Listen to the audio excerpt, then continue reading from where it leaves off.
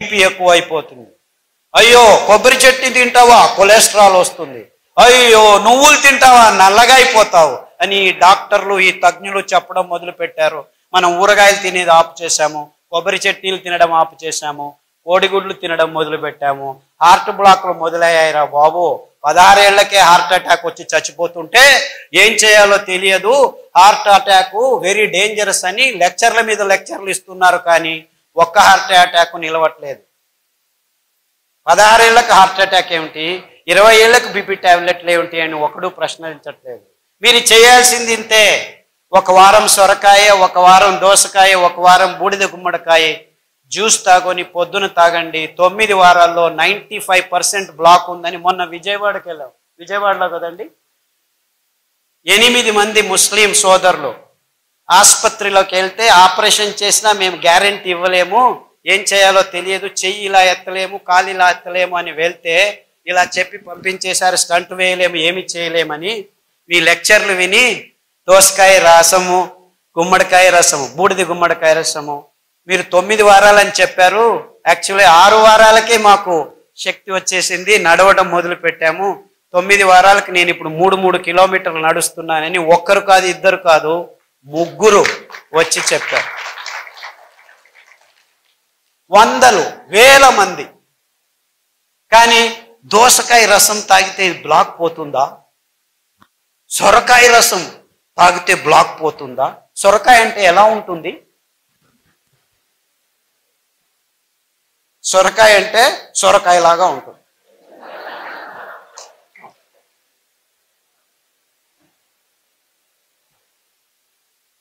అంటే మన అద్భుతమైన పదార్థాలని మనం గుర్తించలేని నీచ స్థితికి దిగజారిపోయాం మనం. ఎంత వైవిధ్యమైన ప్రదేశం మనది. అది ఎన్ని కూరగాయలో, ఎన్ని ఆకుకూరలో, ఎన్ని ఫలాలో, ఎంత అమృత ఫలం.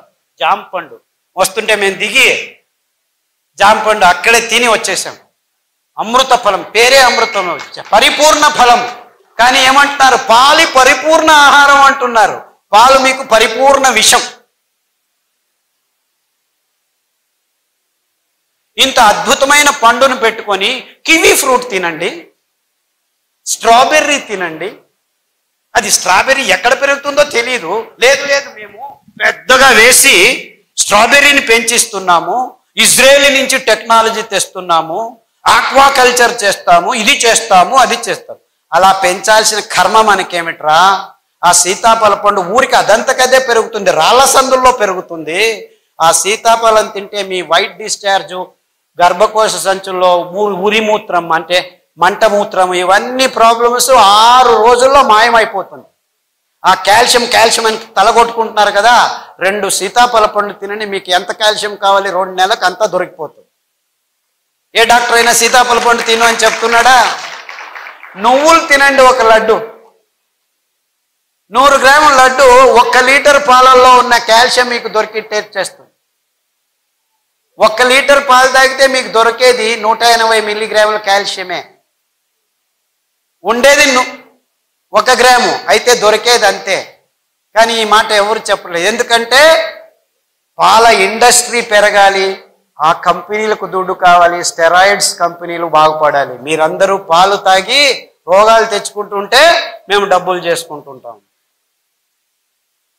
ఎందుకు మన మీద రుద్దుతున్నారు? ఈ పెద్ద పెద్ద కంపెనీలు సూట్ కేసులు ఇస్తే రాజకీయ నాయకులు పాలసీలు చేసి పాలు తాగండి, గుడ్లు తినండి, ఇది చేయండి, అది చేయండి అని ఈ స్కీములు, స్కాములు. మనకు అవసరం లేనివన్నీ అవసరం ఉందని ఈ విజ్ఞానులు చెప్తున్నారు. మనం బసవన్నలాగా తలలు ఊచుకుంటూ వాళ్ళు చెప్పింది పెద్ద పెద్ద పొట్టలు, బ్లాకులు, ఇది అది దిక్కుతోచట్లేదు, అయోమయ స్థితి అంటున్నాం. మనం చేయాల్సింది ఇంతే. మన పూర్వీకులు తింటున్న పదార్థాలని మళ్ళా స్వచ్ఛంగా, ఏ రసాయనిక పదార్థాల గోజు లేకుండా మనం పెంచుకోవచ్చు. మనమే కాదు, మొత్తం ప్రపంచానికి అద్భుతమైన ఆరోగ్య రహదారిని నిర్మించి తినండ్రా మీరు ఆరోగ్యంగా ఉండర్రా అని ఊరిక ఫ్రీగా పారవేయచ్చు. ఎందుకంటే ఈ ధాన్యాలు ఎక్కడ పడితే అక్కడ బయలుసీమల్లో, బంజరు భూముల్లో ఎవరి అవసరము లేదు, 4 వానలు చాలు. మీరు ఆ బియ్యాన్ని పెంచాలంటే 8,000 లీటర్ల నీళ్లు కట్టాలి 1 కేజీ పెంచేదానికి. అందరూ ఈ కొర్రలు చాలా ఎక్కువ అని అంటున్నారు, కానీ ఆవిడ చెప్పినట్లు రైతులకు దొరికేది 10 రూపాయలే, ఈ మిడిల్ ఫీలర్స్ తీసుకుంటున్నది 100 రూపాయలు. సో ధర ఎక్కువ ఉండేది రైతు వల్ల కాదు, ఈ మిడిల్ మ్యాన్ వాణిజ్యీకరణం వల్ల.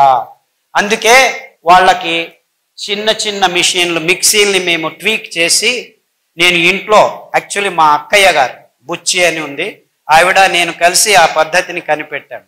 అందుకే దానికి బుచ్చి మెథడ్ అని పేరు పెట్టాను. ఇన్ఫ్యాక్ట్ ఆవిడ మనవరాలు అనంతపూర్లోనే చదువుతుంది, మాలా అని, ఇక్కడ వచ్చి ఉండాలి, వీళ్ళ కాలేజీలోనే చదువుతాం.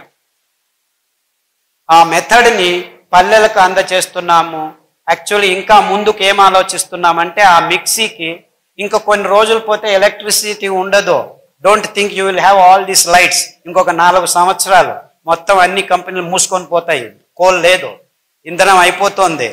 సో నిజంగా అప్పుడు మీరు భోంచేయాలంటే భానుజా గారి దగ్గర రావాలి, ఎందుకంటే వాళ్ళు మాత్రమే మీకు బియ్యం ఇవ్వగలరు. అర్థమవుతుందా? ఆ మిక్సీని పనిచేసేదానికి we have designed a small solar plate. ఒక మిక్సీకి ఒక సోలార్ ప్లేటు. సో చెట్టు కింద కూర్చొని ఆ ప్లేట్ చెట్టు పైన పెడతాము, నీడలో కూర్చుంటాము, ప్లేట్ ఎండలో ఉంటుంది, మిక్సీ రెడీ అవుతుంది, సిరిధాన్యం మీకు రెడీ చేస్తారు, బియ్యం రెడీ చేసి ఇస్తారు. సో ఆవిడ వెనక తిరగండి, ఆ మహిళల వెనక తిరగండి, మీకు నిజమైన ఆరోగ్యమైన సిరిధాన్యాలు ఇప్పుడు కాదు 5 సంవత్సరాల తర్వాత కూడాను దొరుకుతాయి. ఎందుకంటే ఆ డీసెంట్రలైజ్ టెక్నాలజీని మేము గడిచిన 5 సంవత్సరాల నుంచి పల్లె పల్లెకు వెళ్ళి ట్రైనింగ్ ఇస్తున్నాము. అందుకు బాలన్ గారు చాలా శ్రమిస్తున్నారు. బాలన్ ఎక్కడున్నావా బాబు? ఆయన ముందుకు రాడు, వెనకలు ఉంటాడు మహానుభావుడు. బాలన్ అని ఆయన ప్రతి పల్లెకు వెళ్ళి ట్రైనింగ్ ఇస్తున్నాడు. అంతేకాకుండా మైసూర్లో ఒక చిన్న పల్లెలో 5 ఘటకం అంటే 5 మిక్సీలు చిన్నగా వచ్చిన వాళ్ళందరికీ, వేరే వేరే ఊర్ల నుంచి వచ్చిన వాళ్ళకి ట్రైనింగ్లు ఇస్తూ ఉంటాం మేము. ఎందుకంటే ఈ ధాన్యాన్ని పెంచేది ఒకవైపు అయితే, ఈ మిషన్ల చేతుల్లో చిక్కుకొని మళ్ళా అందరం ఈ కంపెనీల కపిముష్టికి వెళ్లకుండా ఉండాలని డీసెంట్రలైజ్డ్ టెక్నాలజీ, అప్రోప్రియేట్ టెక్నాలజీ అని తయారు చేశాము.